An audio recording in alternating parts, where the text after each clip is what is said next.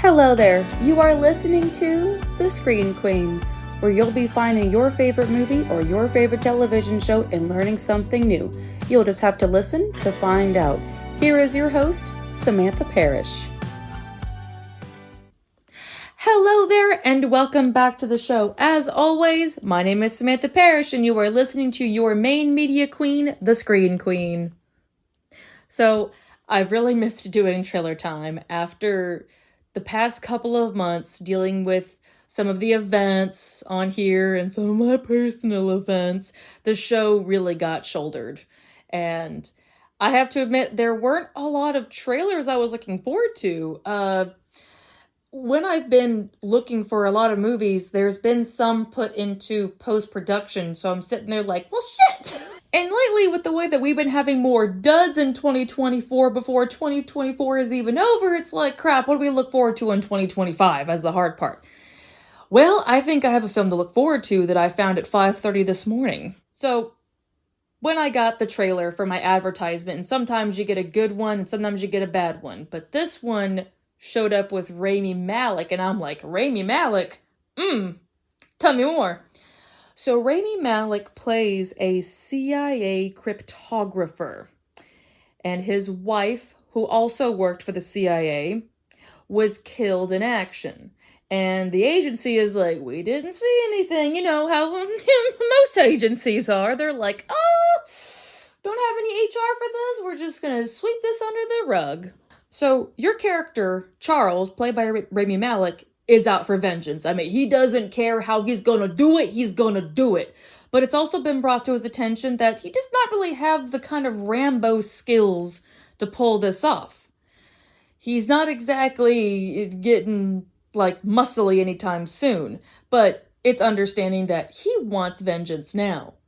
And so he's gonna use what he knows of setting traps, making things go off to his advantage. At this point, he's now become one of the most dangerous people in the CIA with that unbridled rage. But I have a feeling this is going to be kind of an action ensemble film, because I noticed some other name players in here, like Morpheus. Freaking Lawrence Fishburne is popping again into another action movie, which I will never complain about. But there are other names involved too. I also saw John Berthnall, so now we got Morpheus and the Punisher involved in this film.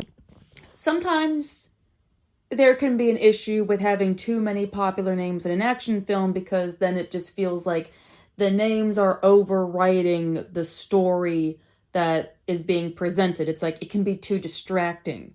But these are very good actors that can complement the other's performance. I can easily bite into the story that's already given me something that I like to see in action films. But I'm interested to see how Rami Malek is going to be headlining this film, with the fact that this is mainly going to be someone that is not exactly going to be suited up like Rambo, but is going to have to figure out other loopholes around getting revenge. This is a major brain over brawn film.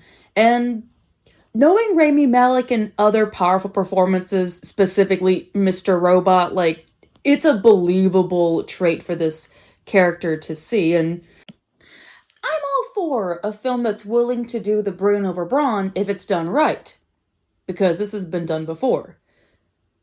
This is going to be a remake of the original Amateur.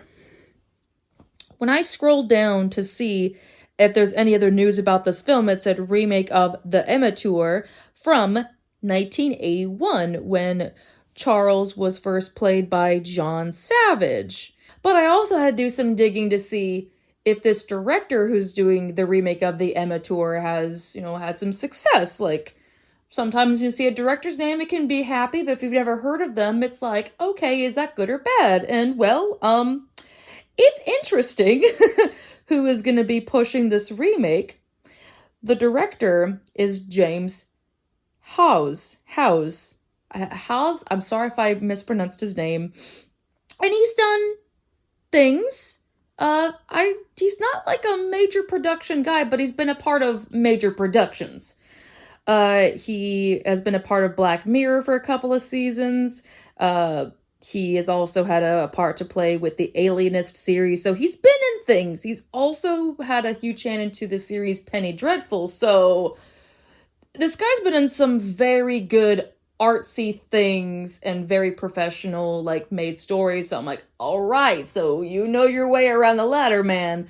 Like, it gives me some hope, because, you know, your girl loves some action films, but I gotta know who's doing the action film. You gotta do some justice to the action. I feel like it's a rare premise when we get a vengeance film where you have someone that isn't just strategically unmuscular. Like, it can work very well. Like, the first thing I thought about was The Fugitive. Like, Harrison Ford definitely is not going to be, like, trailing any Indiana Jones, like, thing anytime soon, but you have an unlikely person in the premise of an unlikely scenario, but when push comes to shove, what do? You fight back. And I feel like that can go really well. And honestly, some of the action in that trailer, I don't think I could do it justice to have to explain the chaos that this thing is going to be getting into. Like, I really, really, really, really fucking hope that this is going to be a successful action film, because this has all the makings of something maybe not so amateur. I had to find some way to end this on a pun note. This film is expected to come out on April 11th. This is currently in post-production, like all their films right now, but God, this better be worth the wait.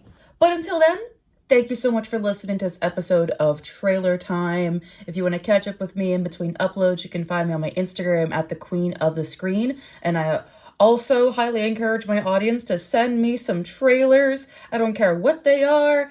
I need me some trailers, and I'd like to kind of, get some more variety of this show. That'd be really fantastic, because I'm sure there's a lot of movie buffs out there that have some grapevines of their own to look at some different movie stuff. Next up on the Screen Queen is the premiere of the episode A Beautiful Day in the Neighborhood. It's going to be very wholesome, and I'm hoping it's only going to require a minimal amount of tissues, but no promises.